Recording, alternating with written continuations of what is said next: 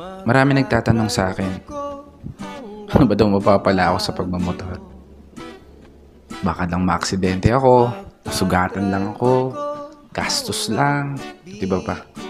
Pero alam mo ba, yung lagi kong sinasabi sa kanila sa tuwing tinatanong nila ako, bakit ang hilig mo sa motor? Simple lang, dito ako masaya. At ito rin ang bumubuhay sa dugo ko.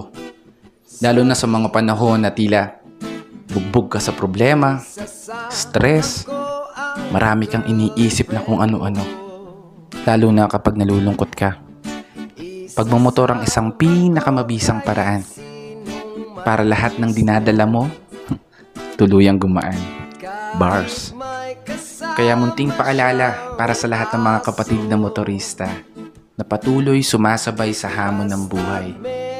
Palagi tayong mag-ingat. Lagi nating tandaan, isa puso at isa isip ang kahalagahan ng buhay. Nag-iisa lang yan, hindi na pwedeng i-rewind. Tara, rides tayo. Stop silo, gatso pao.